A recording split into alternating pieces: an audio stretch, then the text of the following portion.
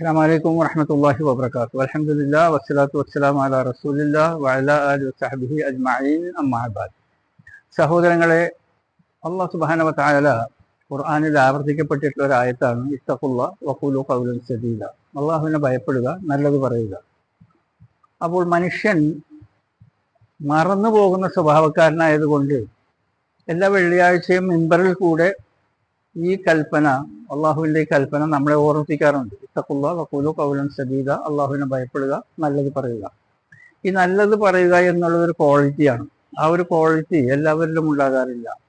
അതിന് ഉയർന്ന വിദ്യാഭ്യാസം, സംസ്കാരം, കുടുംബ പാരമ്പര്യം, പലതും അതിൻ്റെ ഘടകങ്ങളാണ്. ആ ഘടകങ്ങളിൽ നിന്നൊക്കെ ഉന്നത നിലവാരം പുലർത്തുന്നവർക്കൊക്കെ അവരൊക്കെയും തന്നെ നല്ല ഭാഷയിലായിരിക്കും, നല്ല കാര്യങ്ങളായിരിക്കും സംസാരിക്കുക.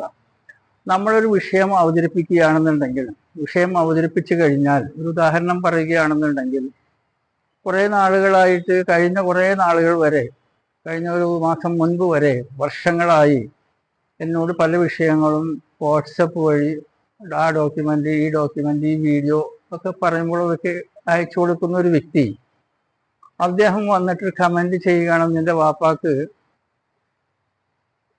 പൂർവീരുടെ സ്വത്തിൽ നിന്ന് എന്ത് കിട്ടി? അപ്പോൾ വേറൊരു കക്ഷി വന്നിട്ട് പറയാണ്, ആചാര്യക്ക് മറുപടി കൊടുക്കുക. അപ്പോൾ മൂന്നാമതൊരു കക്ഷി വന്നിട്ട് പറയണേ, ഇയാൾ മറുപടി കൊടുക്കൂല, മുട്ടാൻ ധൈര്യമില്ല, ഇതെന്താ യുദ്ധക്കളോ മുട്ടാൻ വേണ്ടിയിട്ട്. അപ്പോൾ ഭാഷ നിങ്ങളൊന്ന് നോക്ക്. ഇത്തഖുല്ലാഹ് വഖൂലു ഖൗലൻ സദീദ എവിടെ കിടക്കുന്നു, ഇവർ എവിടെ കിടക്കുന്നു? അതുപോലെ ഈ കക്ഷി വേറൊരു പോസ്റ്റർ ഇട്ടിരിക്കുകയാണ്, റബീഉൽ അവ്വൽ ആയിക്കഴിഞ്ഞാൽ, 12 ആയിക്കഴിഞ്ഞാൽ വഹാബികൾ കരയാൻ തുടങ്ങും. ഇബ്ലീസും കരയും, വഹാബികളും കരയും. ഞാൻ വഹാബിയോ മുജാഹിദോ ജമാഅത്തോ തബ്ലീഗോ ഒന്നുമല്ല.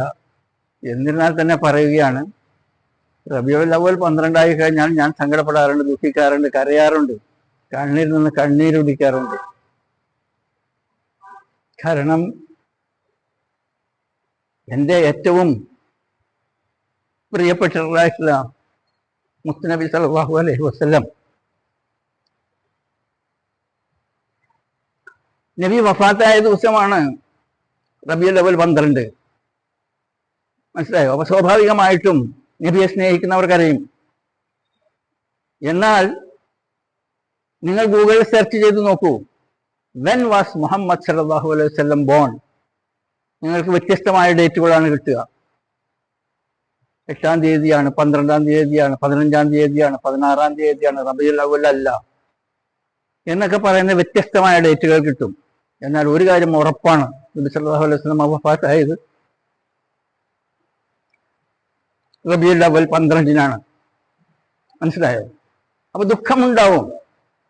എന്നാൽ റബീഉൽ അവ്വൽ 12-ന് നബി സല്ലല്ലാഹു അലൈഹി വസല്ലം മരണം ആഘോഷിക്കുന്നവരോട് നമ്മൾ എന്ത് പറയാൻ? ബുദ്ധിയില്ലാത്ത കോമിനെ നേരെയാക്കാൻ വേണ്ടി ശ്രമിക്കുന്നത് പട്ടിയുടെ വാല് നേരെയാക്കാൻ ശ്രമിക്കുന്നതിന് തുല്യമാണ്. എൻ്റെ സഹോദരങ്ങളെ, നിങ്ങൾ ഇനിയെങ്കിലും ഒന്ന് മനസ്സിലാക്കുക. നബി സല്ലല്ലാഹു അലൈഹി വസല്ലം പറഞ്ഞിട്ടുള്ളതിന് നേരെ എതിരാണല്ലോ നിങ്ങൾ ഘോഷയാത്രകൾ കാണിക്കുന്നത്. പള്ളി ലൈറ്റിട്ട് അലങ്കരിക്കുന്നു. Umar bin Abdul Aziz, Umar ഖലീഫ രണ്ടാമനെന്ന് പറയുന്ന ആ വ്യക്തി, ചക്രവർത്തി ഉമർ ബിൻ അബ്ദുൽ അസീസ്,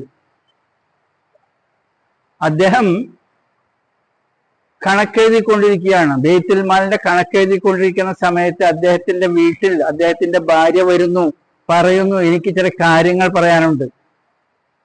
അപ്പോൾ അദ്ദേഹം പറയുകയാണ്, പോയിട്ട് നമ്മുടെ വിളക്കെടുത്തിട്ട് വാ. എന്ന് വെച്ചാൽ ഉമർ ബിൻ അബ്ദുൽ അസീസ് ബൈത്തുൽ മാലിന്റെ കണക്കെഴുതിക്കൊണ്ടിരിക്കുന്നത് ബൈത്തുൽ മാലിന്റെ പൈസയിൽ നിന്ന് വാങ്ങിച്ചിട്ടുള്ള മണ്ണെണ്ണയിൽ നിന്നാണ്. അപ്പോൾ അദ്ദേഹത്തിന്റെ ഭാര്യ അകത്ത് പോയിട്ട് അവരുടെ മണ്ണെണ്ണ ഒഴിച്ച് കത്തിക്കുന്ന മണ്ണെണ്ണ വിളക്ക് കൊണ്ടുവന്ന് വെച്ചപ്പോൾ ഉമർ ബിൻ അബ്ദുൽ അസീസ് താൻ കണക്കെഴുതിക്കൊണ്ടിട്ടുണ്ടായിരുന്ന ആ വിളക്കിനെ കെടുത്തി കളഞ്ഞു. ഇതാണ് തഖ്വ. അതായത് ബൈത്തുൽ മാലിന്റെ പൈസ ദുരുപയോഗപ്പെടുത്തരുത്. നമ്മുടെ പള്ളികൾ അലങ്കരിക്കുന്ന ജനങ്ങളോട് നിങ്ങൾ ചോദിക്കൂ, പള്ളി കമ്മിറ്റിക്കാരോട് ചോദിക്കൂ, നിങ്ങൾക്ക് ഉമർ ബിൻ അബ്ദുൽ അസീസിനെ അറിയുമോ? അദ്ദേഹത്തിന്റെ തഖ്വ അറിയുമോ?